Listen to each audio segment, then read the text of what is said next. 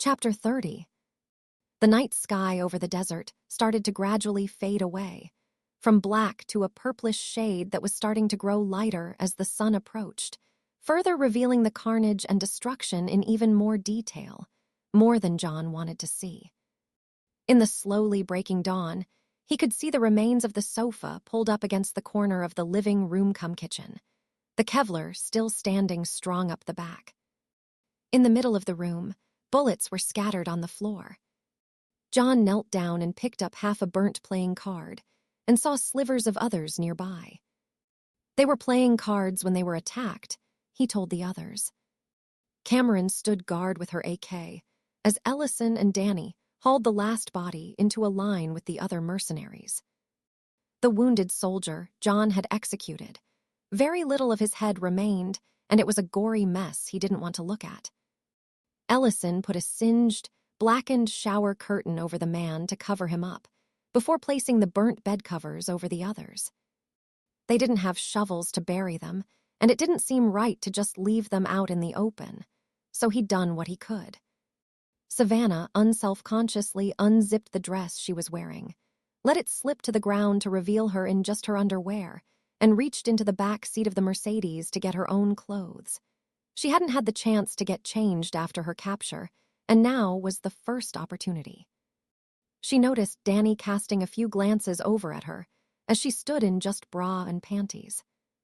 He was trying to be subtle about it, but wasn't doing so well, she thought.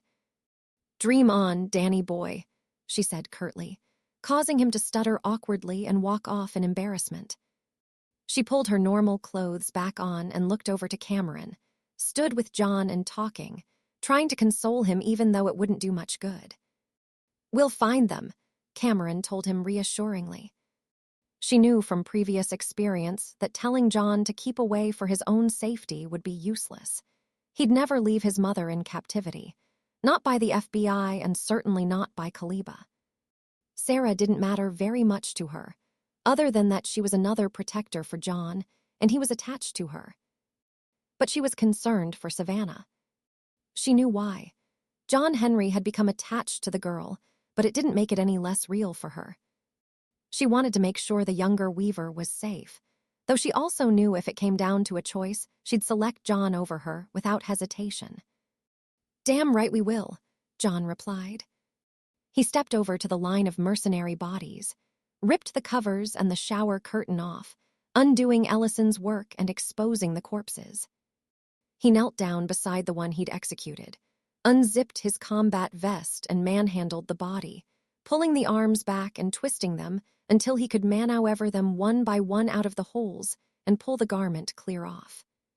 There was a bullet hole in the chest and shoulder, and it was stained with blood, but all the pouches were intact, and they still held magazines and other equipment. "What are you doing?" Ellison frowned at John as he continued onto the next body, and unclipped the belt kit. John wasn't even careful with them. He pulled up the dead man to clear the webbing from underneath, and just let the body drop roughly back to the ground. "We need their stuff," John said without looking away. Savannah decided to do something useful, got onto her knees and started to help John police their weapons, ammunition and supplies, organizing it into a neat pile and combining it with the weapons they'd already had. "You want the good news?" Savannah asked John. "Is there such a thing?" He replied. He wasn't crying like before, she noticed. John had forced himself to put what had happened to the back of his mind, disconnected it all and distanced himself from it. The mercenary had said his mom and Savannah had been captured, not killed. They wouldn't kidnap them just to kill them, at least not yet, so they had time. "Well, less bad," Savannah said. She gestured to the weapons lined up neatly on the ground. 3 M4s too, with grenade launchers attached and 6 magazines each, M240 machine gun with 2 full belts of ammo and 1/2, our axe and pistols, and the really good news. She patted the top of the tubular launcher. 166mm LAW rocket launcher. That thing would kick the shit out of whatever it hit, she knew. Terminators would be blasted into scrap metal in the blink of an eye. The only problem is it's a one-shot, disposable weapon, and we've only got the one. She pointed to the M82 Barrett sniper rifle. It's got 6 rounds still in the magazine, but the scope's broken. None of us can use it. I can, Cameron told her. I don't need the scope. The M4s won't scratch a machine's paint, but the grenade launchers might do some damage, Savannah added. She pulled something else out of her pocket that she'd forgotten to add to the list. One thermite grenade. She placed it on the ground next to the LAW. I think this was meant for you, Cameron. They knew what I am, Cameron agreed. She realized she'd have to be careful from now on. Her kind were so dangerous in the future because humans were generally so poorly equipped, and in the present because people didn't believe in machines from the future. Humans in this time with access to powerful weapons, who knew what she was would extremely dangerous to her and to John.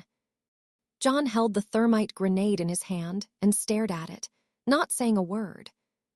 They'd kidnapped his mom and were going to kill not just him, but the only other person aside from Sarah that he loved. Personal didn't quite describe how it felt to him. If they wanted to kill me, they should just kill me, he glowered. Going after the people he cared about was a mistake that would cost them dearly, and he was dead set on making sure they regretted it in their last moments. He was going to take the thermite grenade and burn Skynet into a pool of molten plastic and wire with it. The Lexus is totaled, Ellison pointed out. We'll all have to fit in the Mercedes, plus the guns in the trunk. There was something more pressing in John's mind, however. He wanted to get his mom back. He wanted revenge, but the practical side of how still eluded him. They had a lot of hardware now, about the only good news they'd had. But they still needed information, which was the one thing they were most sorely lacking right now. Cameron, he turned to her as she faced him, her full attention on him as he spoke. Find out what Regent Burke is. Cameron sensed the tone of his voice, much like his future self giving an order. She nodded once, opened up her wireless controls, and used it to search for the nearest civilian satellite in orbit. It only took her a few seconds to find one and connect to it, and she bounced her signal off a string of military satellites and via computers around the world to mask her presence. She sifted through the vast amounts of data, almost instantly available to her. It had been a new sensation to her when she'd controlled the UCAVs and taken over Serrano Point. It had been novel when she'd accessed the military defense network, but this was so different. There was so much information available, on every subject. The amount of data seemed infinite, and growing at an exponential rate every second. The sensation of so much information all at once was like nothing she'd ever experienced. She wasn't surprised that John Henry had become dependent on internet access. There was so much to see. Unlike John Henry, though, Cameron was a cyborg on a mission. She searched through files containing the words Regent and Burke, sifted through their contents, and discarded them at a speed no human could conceive. In a single second, she'd sifted through 100,000 and was only getting faster as she started to adapt to her new capabilities. I'll have it soon, Cameron told them. There was so much data, though, much of it irrelevant. She created filters to block out certain irrelevances and narrow down her search field. Within a minute, she'd sifted through millions of files, 41% of them pornographic, and discarded them. None contained what she wanted. She realized that the information wouldn't be on the surface web, but deeper within in the more secure realms of cyberspace. This would take some work, but she was confident she would find what she needed soon. As the others waited for Cameron to find what she needed, John picked up one of the M4A1s and pulled out the magazine. He pressed down on the bullets at the top, and the spring depressed a third of the way down. He picked out one of the full magazines and slotted it into the rifle. The weapon felt cold and reassuring in his hands. The rifle itself was weak compared to the HK-417s, but they'd been destroyed along with everything else in the house. Any weapon was better than none, though, and his grenade launcher was an extra comfort. "You don't remember anything at all about where you were?" John asked Danny, hoping that if he asked yet again, it might jog something in his memory. "Just that we were in the mountains," Danny said. "It was a 2-hour flight, but there were a lot of turns." "Misdirection," Cameron told him. "So you'd never know where you were going." She could search and talk at the same time. It was taxing, however. She was concerned that if they were attacked while she was searching for Regent Burke online, that it could slow her processing and response times. She knew that they were desperate, however, and she had no choice. Harsh white light glared into Sarah's eyes and forced her to loll her head to the side and squint to avoid it. Her eyes stung from the intense white fluorescent light, and she tried to bring a hand up to shield her face, but her right arm was held in place by something warm and padded. She tried to move all her limbs and found they were all similarly bound, and a large leather strap ran across her chest, securing her in place and sending unpleasant memories of her cell in Pescadero, how she'd been tied up at night to prevent her escaping. Her head, however, was unrestrained, and she looked around to examine her surroundings. She was in a large room with white walls and stainless steel trolleys off to the side, their contents hidden by clean white sheets. A fire hose was encased in a clear cabinet against the wall, and a security camera was situated above the wooden door in front of her, looking down on them. On a bed to her left was Savannah, similarly restrained in a bed. "I'm scared," she said to Sarah. Her cheeks were marked where she'd been crying. Her hair was messy, and Sarah could smell urine in the air. At some point, Savannah had pissed herself, whether from fear or simply from being held captive for so long. She didn't know. "We'll be fine," she tried to reassure the girl, and hoped she sounded more confident than she felt. "I'll get us out of here." "Where are we?" Savannah looked around as Sarah had. She didn't know who'd taken them or why.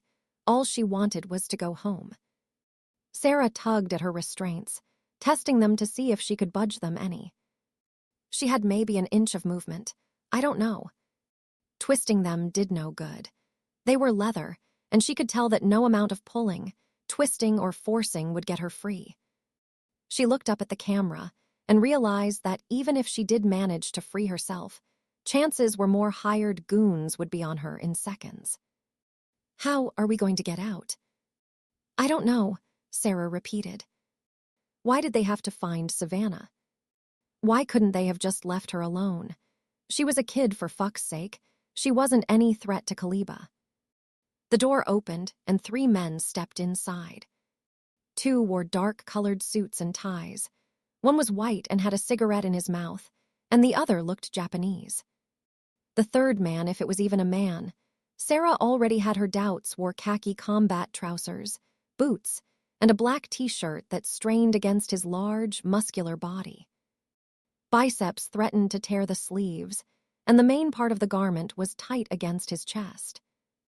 He was as bald as an egg, and his stare was vacant, empty. "Machine," Sarah thought instantly. She stared at them and said nothing as they filed into the room.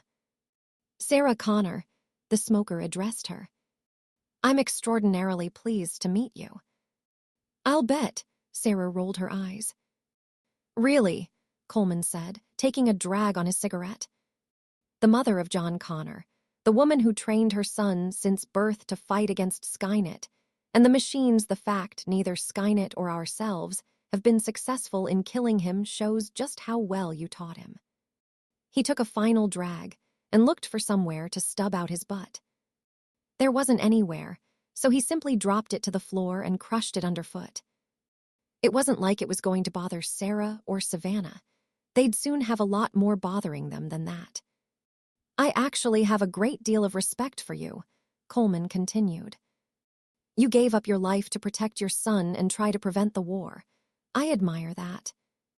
Unfortunately, you chose the wrong side," Nagase added.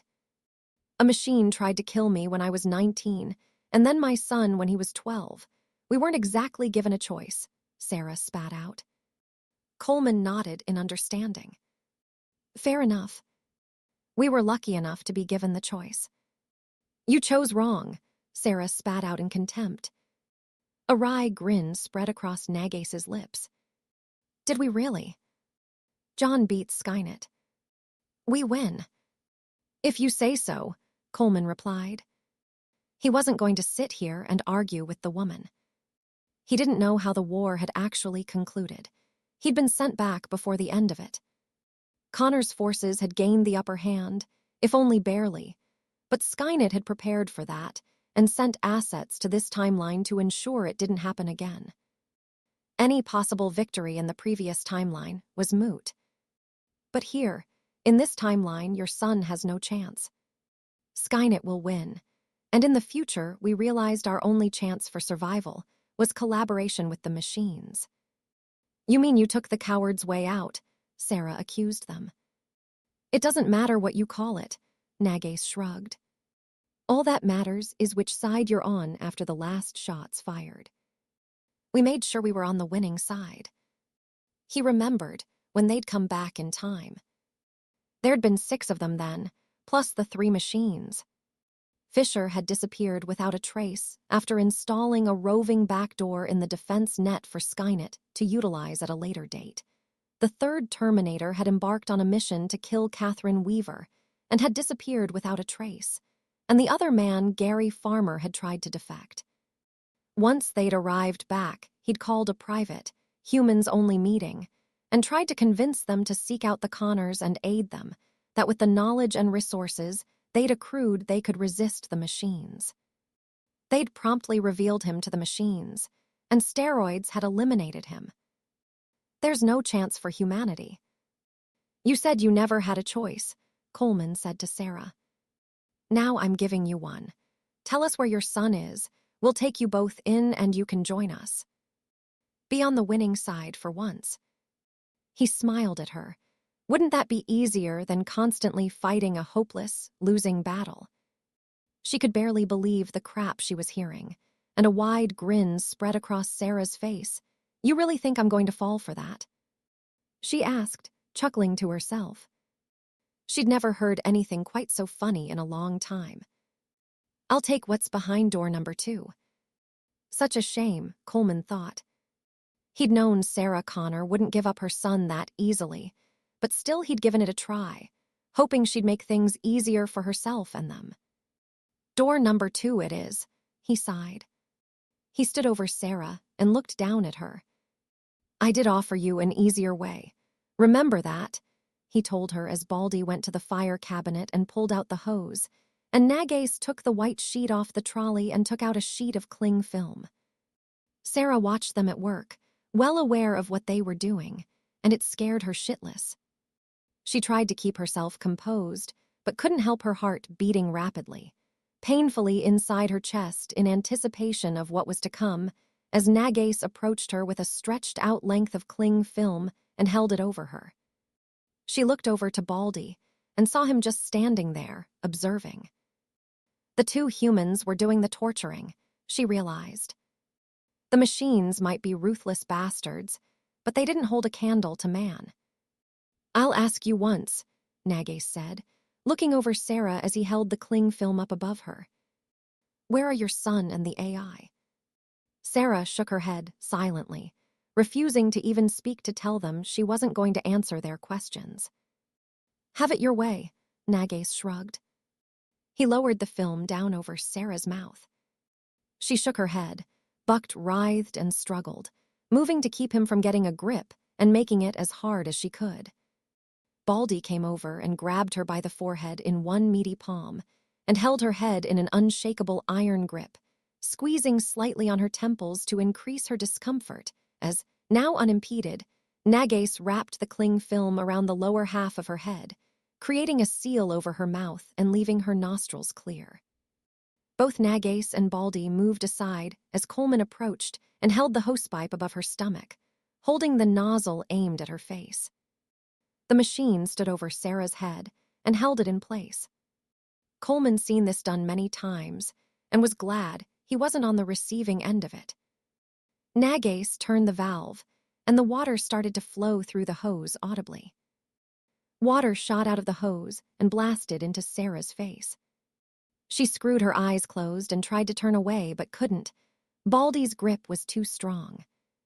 The pressurized jet of cold water stung harshly against her face and went up her nose, filling up her sinuses. Sarah tried to snort it out and exhale, but more kept coming, overwhelming her. She couldn't breathe. Pressure built up in her head and chest, and she kicked out and silently screamed in blind, animalistic terror beneath the cling film and the water as the sensation of drowning took over. Her lungs felt like they were about to explode. "Leave her alone." Savannah shouted at them, her voice falling on deaf ears. "Stop," Coleman shouted, his voice echoing around the room.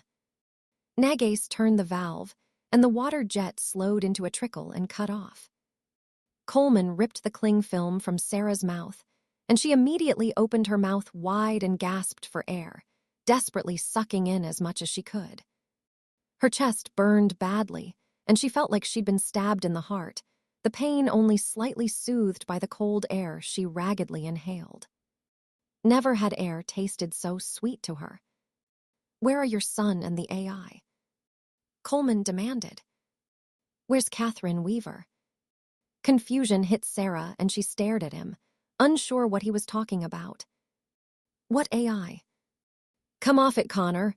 Coleman shook his head, disappointed. He pulled out another cigarette and lit it up, taking a long drag and sighing as the nicotine worked its magic through his system. "I love these things." He held up the cigarette in front of her. "We all know the dangers, but when you live through nuclear holocaust and World War III, little things like lung cancer seem quite trivial compared to the myriad ways you can meet your maker." "You won't live long enough to die of lung cancer," Sarah panted out breathlessly, sounding like a smoker herself, she realized. "And why's that?" he asked, smiling like an adult talking to a particularly dim child. "Is your son going to come rescue you and kill me? Or his cyborg, maybe?"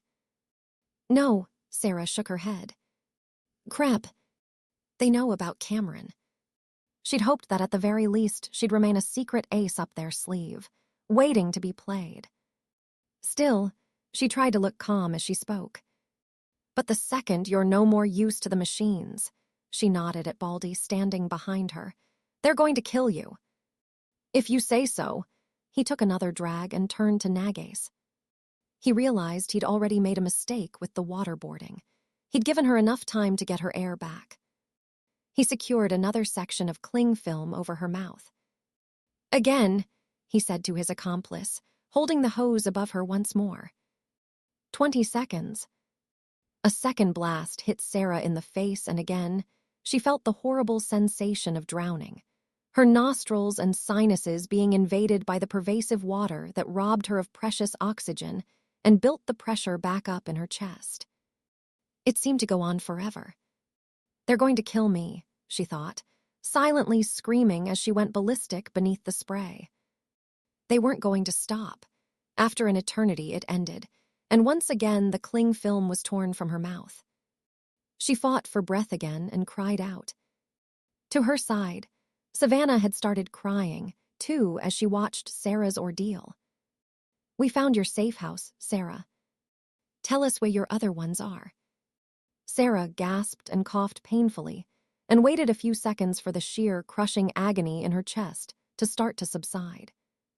It didn't, but she had to keep them talking, to buy herself enough time to prepare for round 3. "We don't have any." "Bullshit," Nagace snapped. "Give her another 20 seconds. "It's not bullshit. Our first safe house was the lighthouse. You destroyed it. The second was in the desert, and you blew it up. There's nothing left.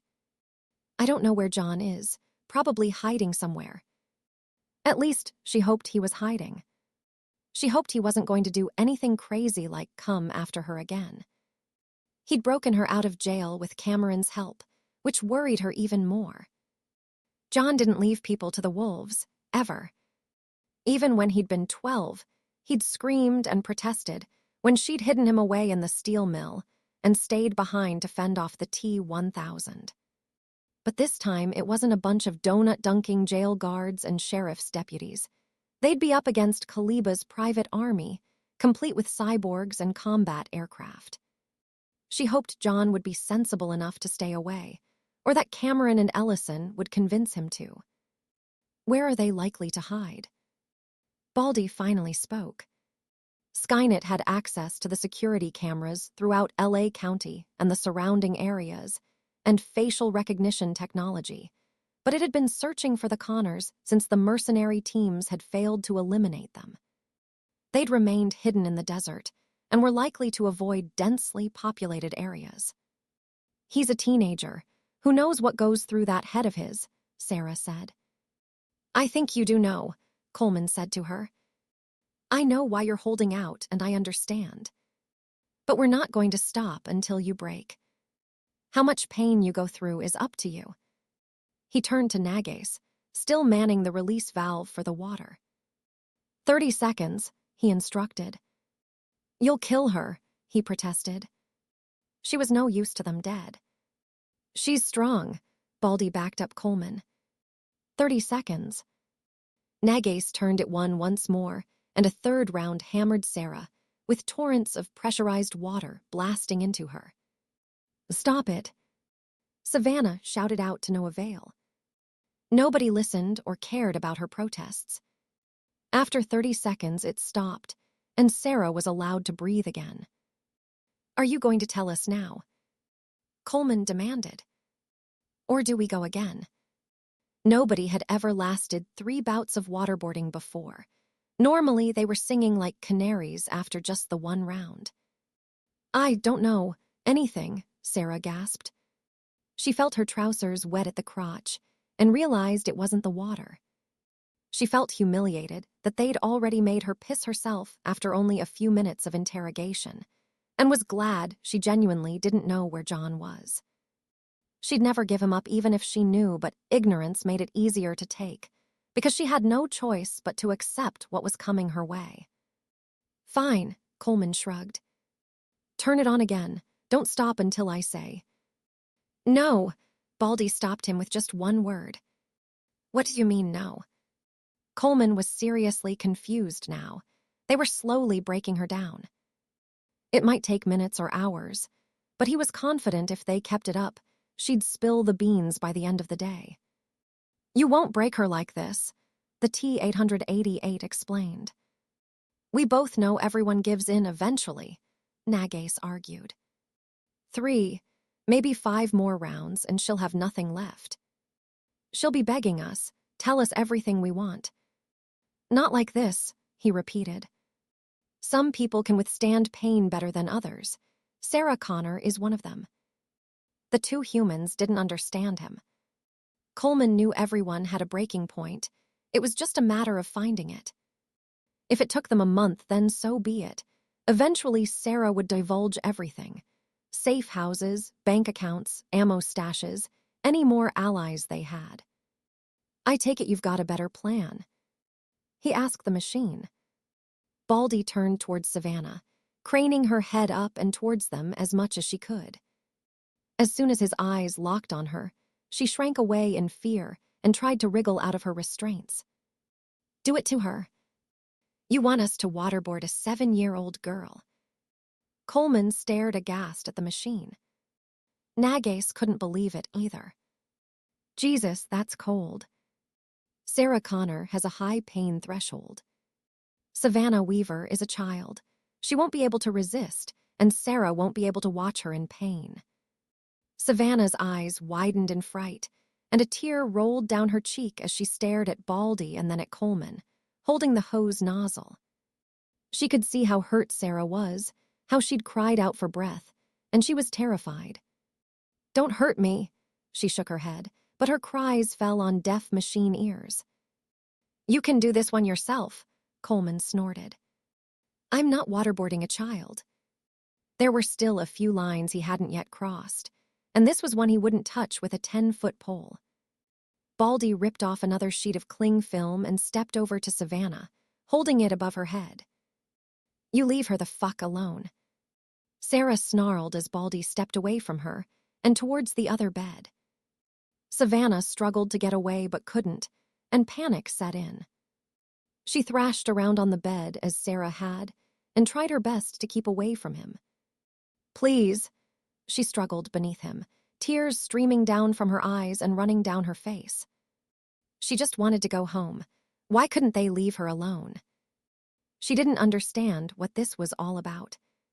She cried and started to sob loudly, breaking Sarah's heart as she looked on, helpless to prevent it. "Stop it," Sarah shouted at them, pulling on her restraints like a woman possessed as she tried with all her strength to break out of them, knowing it was futile but not giving a shit. Savannah screamed out until Baldy pressed the cling film down onto her open mouth. She stared up at him and screamed silently. As she breathed in, she sucked the cling film, making it concave, and it went taut as she exhaled again. Baldy took the nozzle from Coleman, who watched speechlessly as the 888 held it above Savannah's head. No fucking way was he going to do this. Baldy was welcome to it. "How many accomplices does your son have?" the machine asked Sarah. Sarah stared at them and froze. How could she answer that? But if she didn't then, Savannah would get the same treatment she had. Condemn her son or condemn Savannah. How the hell was she supposed to make that choice? The worst part was she knew the answer to that question. "We know about the cyborg and Catherine Weaver. How many more are there?" Coleman asked. "And Dyson," Nagace added. "And Dyson," he repeated. Sarah and John had built up quite the little gang together. It was a damned good job Skynet had located the source of the hack, or who knows what the little band of merry rebels might have come up with. "Where's Weaver's AI?" "Weaver disappeared with the AI," Sarah said, making things up on the spot. "I don't know where." She knew that wouldn't be good enough, so she decided to take it further. She said something about Germany. "I haven't heard from her in 2 weeks." "And John?" Baldy asked. "He's with the Tin Miss, that's it." "What about Dyson?" "The machine killed him," Sarah said. "So you couldn't get him back and do any more damage." Coleman shook his head slowly. "We know you're not a killer, Sarah. We know you didn't kill Miles Dyson. You didn't kill Danny either." 10 seconds, Baldy said to Nagace. "No." Savannah's eyes shot wide open and bulged slightly out of her sockets as sheer terror overcame her. The film sucked in and was pulled taut, and her nostrils flared rapidly as she started to hyperventilate. She turned her head away until Baldy grabbed her with his free hand and forced her to face the nozzle. Water erupted into her face, and Savannah screamed silently, mirrored by Sarah's anguished, raging cries that echoed around the room. "I've found it," Cameron said. She'd searched tens of millions of files and websites online before she'd discovered what she'd been looking for.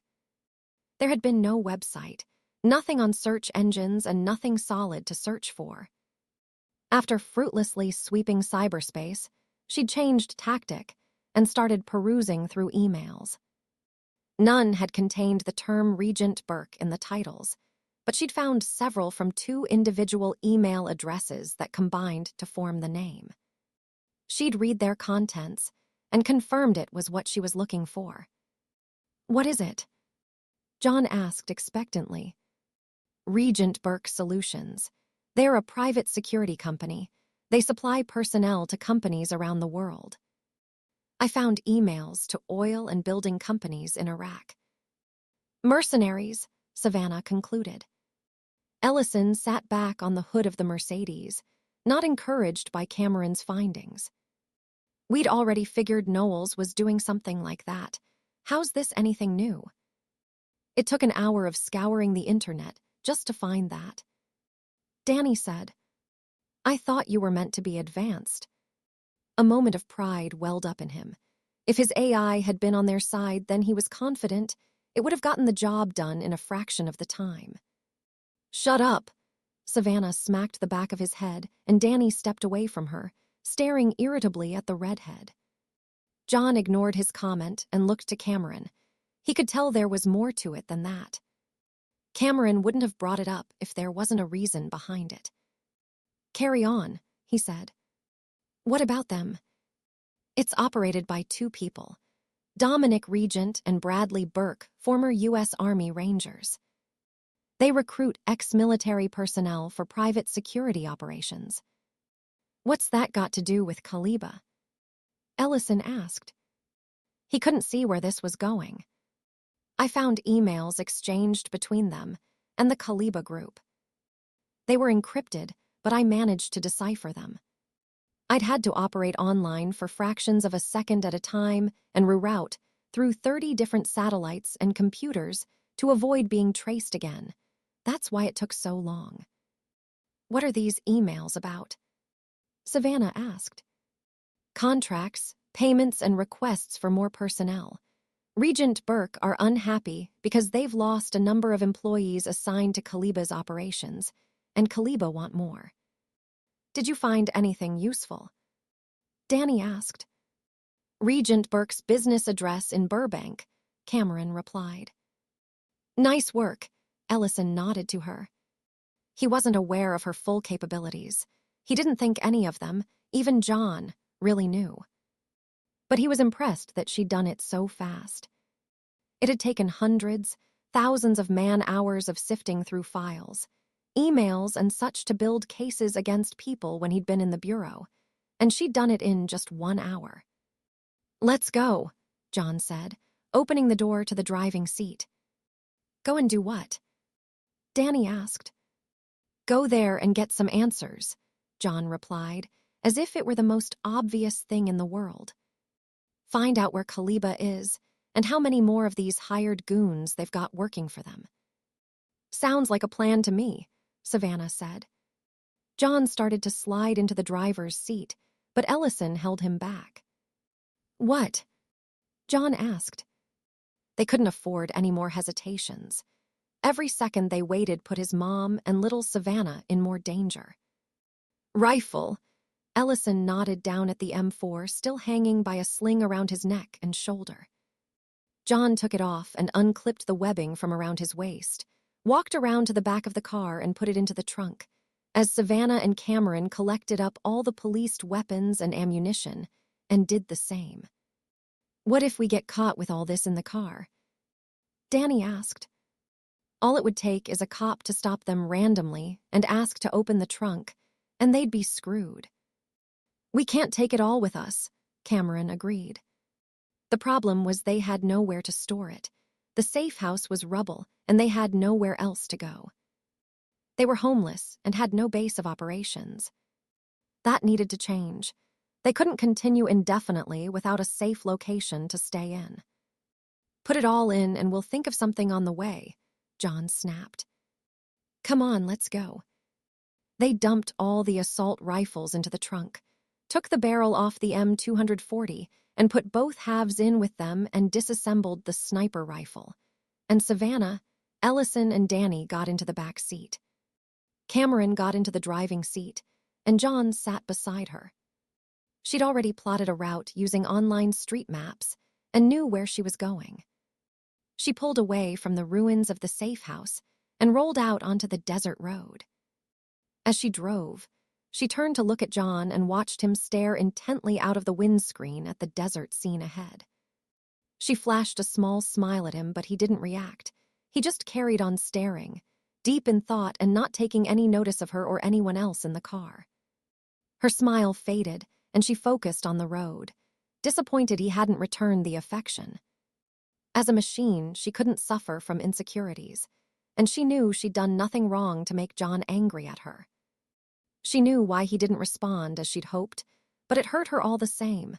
Seeing him in pain affected her in the same way. She worried for John. Up ahead, a gas station appeared on their right.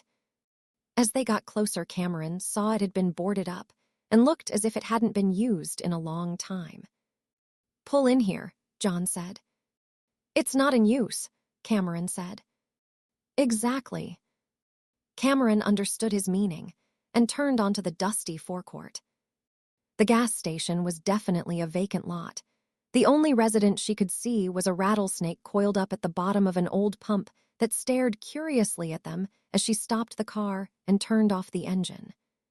She kept an eye on the snake and watched out for other animals that could prove hazardous to John or the others. She had a pistol on her, but the snake was no threat at the moment. Unless they disturbed it, she didn't think it likely it would become dangerous, so killing it was unnecessary. "What are we doing here?" Savannah asked. "If we need gas, we're a couple of years late by the look of things." "Take the weapons inside," John told Ellison and Danny. "You're right," he said to the computer whiz. "We can't afford to be stopped. The three of us," he gestured to himself, Cameron and Savannah, "will carry on to Regent Burke's office and get some answers." Cameron forced the entrance to the store section and stepped inside, holding one of the axe in her right hand in case she was wrong and there was someone still here. She led the way inside and scanned the dim interior, glancing over empty rows and shelves, and the dusty, stained counter where the till had once been. It took only a minute for her to check the storerooms and staff area in the back, and once she deemed it all clear, she went back outside and summoned the others in. "Nice place," Danny whistled.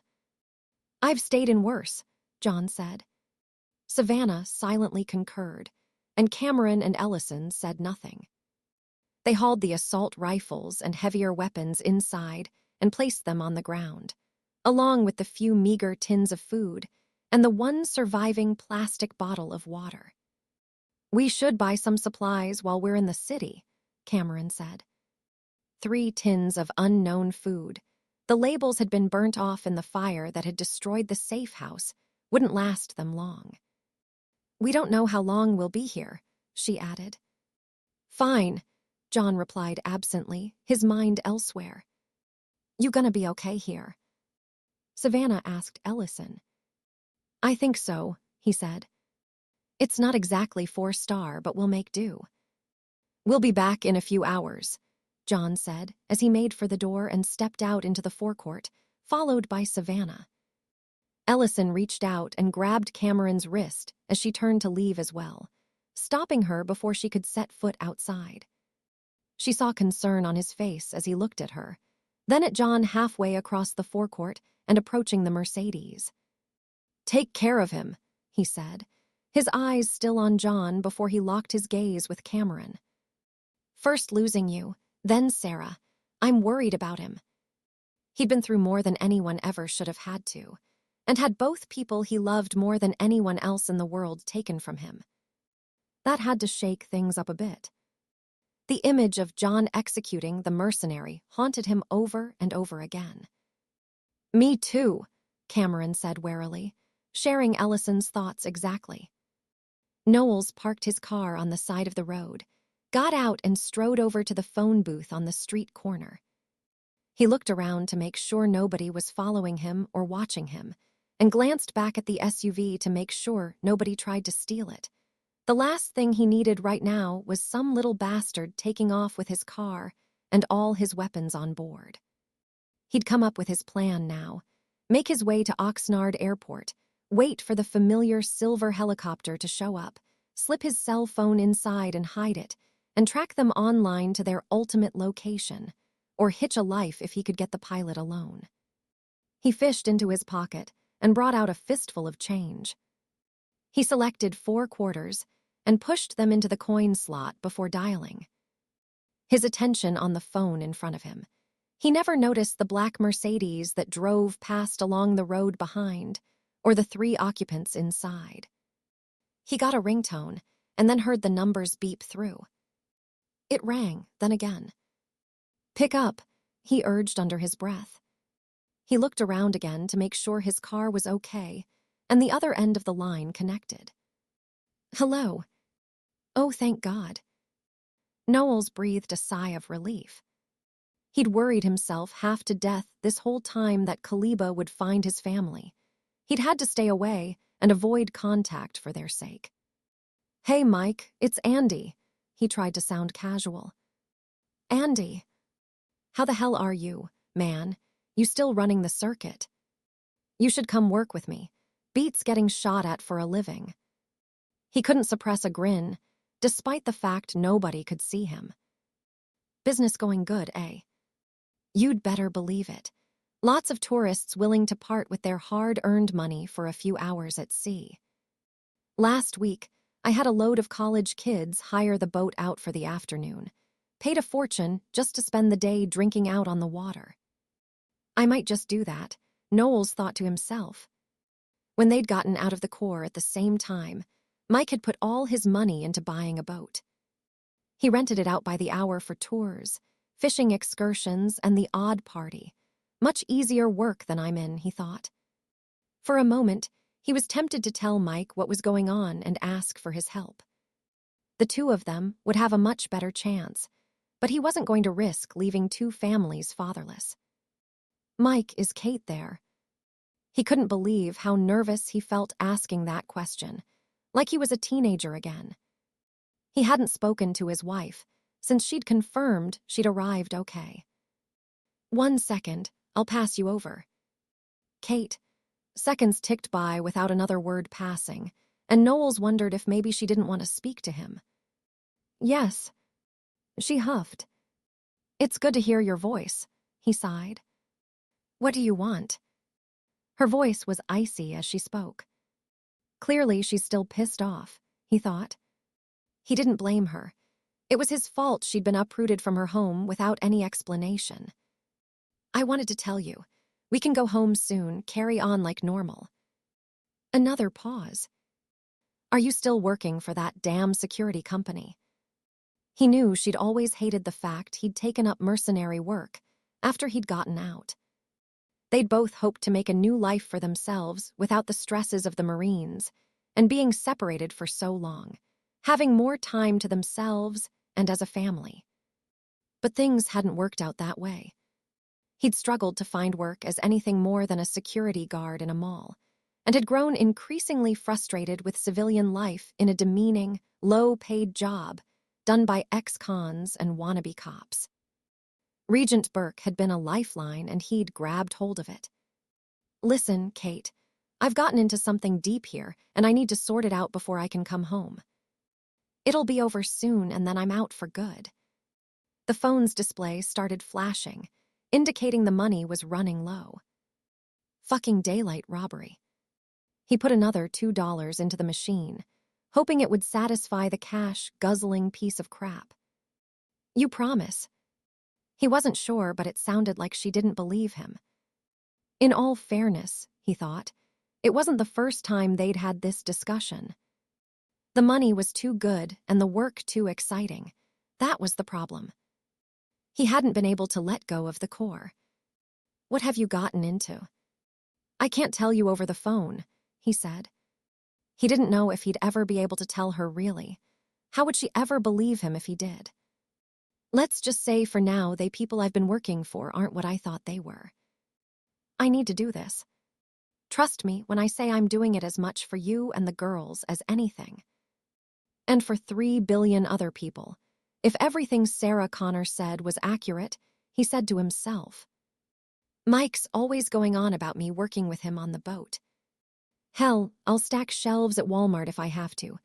But yeah, I'm out for good once this is over. 2 days, tops. I promise." He'd made enough money working for Kaliba now to put his girls through college and put some away for retirement. He was done with this line of work now. "You'd better keep it this time," she said. "One more thing." "Name it." "You're taking us on vacation. Hawaii," she said, leaving no room for negotiation. Hawaii or divorce were the two choices she'd all but given him. The woman was an extortionist. Though with what he'd put her and the girls through, disappearing for weeks working for Kaliba after he'd supposedly left that life behind, he couldn't really skimp out now she'd given him a second chance. "Sure," he grudgingly agreed. Hawaii it is. I'll book it as soon as I'm back. Kate, yeah. I'm really sorry about all this. I'll call you in 2 days, and we can come home again. Tell the girls I love them. You too, he added. Bye, she said. A second later, the phone went dead. Shit, Knowles cursed himself. He could be dead in 2 days, but how the hell was he supposed to tell her that? Her biggest fear was that he'd come home from a tour of duty feet first in a wooden box draped with the stars and stripes, and now he'd probably buy the farm somewhere out in the Sierra Nevadas, and no one would even know it. On the plus side, if I make it by some miracle, I've got Hawaii to look forward to. I could do with a vacation after this, he groaned to himself. He left the phone booth without bothering to wait for any change that might be dispensed, deciding whoever came along to use the phone next could use it instead. It'll be my good deed for the day, he thought. As if hunting down killer robots and trying to prevent the end of the world wasn't good enough on its own. He got back into the car and drove off down the road, heading towards downtown. He wouldn't risk Mike or either of their families. For a start, if he didn't make it back, then he knew his best friend would help take care of Kate and the kids. There was another option, he thought, grinning as he came up with it. Regent Burke. After all the shit jobs I've taken for them, and for 2 years' loyalty, they fucking owe me, he said to himself. Dominic and Brad were okay guys for Rangers.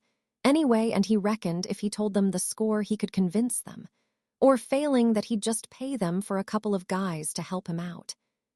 Hell, they took payment from oil companies to supply men to put the local people around the pipes in their place.